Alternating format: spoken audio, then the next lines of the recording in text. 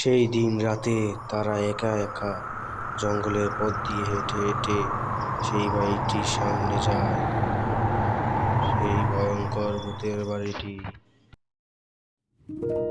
অনেকদিন আগের কথা, রংপুর নামে একটি গ্রাম ছিল। সেই গ্রামটি ছিল অনেক সুন্দর। গ্রামের পাশ দিয়ে বয়ে গেছে নদী। নদীটি গিয়ে পড়েছে একটি পাহাড়ের জলপ্রপাতে। কিন্তু সেই গ্রামের পাশে ছিল একটি বিশাল জঙ্গল, এবং জঙ্গলের ভিতর ছিল একটি পরিত্যক্ত বাড়ি। এই বাড়িটিতে আত্মারা বসবাস করে। সেই গ্রামেই থাকতো রফিক ও শফিক নামে দুই বন্ধু। তারা ছোটবেলা থেকেই একসাথে বড় হয়েছে এবং পথে ঘাটে জঙ্গলে একসাথে ঘুরে বেড়ায়। তাদের বন্ধুত্বে ভারী ভাব। একদিন তারা রাস্তার সামনে বসে বলাবলি করে যে, এই শফিক, শুনেছিস পাশের জঙ্গলে নাকি একটা পুরনো জমিদার বাড়ি আছে? চল আজকে রাত্রে না আমরা ওই বাড়িতে ঘুরে আসি। ওখানে নাকি আত্মারা বসবাস করে। আমরা তো একটা সাহসিকতার পরিচয় দিয়ে আসি। ঠিক আছে রফিক, চল আজকে রাতেই যাবো সেখানে আমরা দুজনে। তাদের এই কথোপকথন পাশ দিয়ে হেঁটে যাওয়া এক বয়স্ক লোক শুনে ফেলে এবং তাদেরকে বলে, এই বাবারা, তোরা কি বলাবলি করছিস? তোরা নাকি সেই পাশের জঙ্গলে যেতে চাস? সেই জঙ্গলটি ভালো না, তোরা যাস না। তোরা মনের ভুলেও সেখানে যাবি ঠিক না। আছে বাবা, আপনি যান।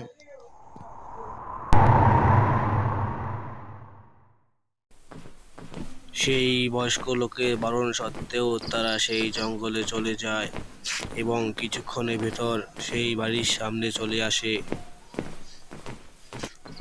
তারা বাড়িটির ভেতর ঢুকে পড়ে এবং তারা আস্তে আস্তে বাড়িটির ভেতরে ঢুকতে থাকে।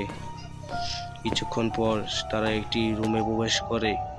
সেই রুমটি অনেক সুন্দর সুন্দর জিনিসপত্র দিয়ে ভরা ছিল, কিন্তু ঠিক তখনই সেখানকার বাতিগুলো জ্বলতে নিভতে শুরু করে।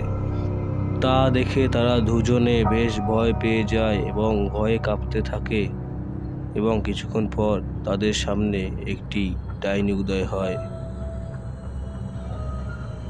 ডাইনিটির পা নেই এবং পেটের কাছ থেকে কাটা, গলায় কাটা।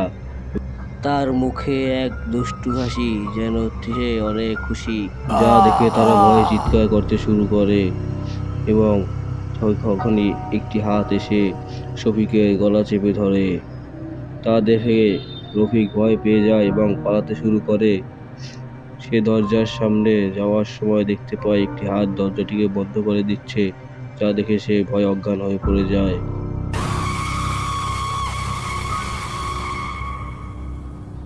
পরের দিন সকাল হলে গ্রামের লোকজনেরা তাদের খুঁজতে থাকে এবং কোনো জায়গায় তাদেরকে খুঁজে পায় না এবং তাদের দেখা আর কেউ দেখতে পারে না।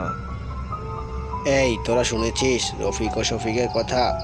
তারা নাকি ওই জঙ্গলে গিয়েছিল এবং আর ফিরে আসেনি। তোরা আর কোনোদিন সেই জঙ্গলে যাবি না, নয় তোরাও আর ফিরে আসতে পারবি না। ভিডিওটি ভালো লাগলে চ্যানেলটি সাবস্ক্রাইব করে দিবেন।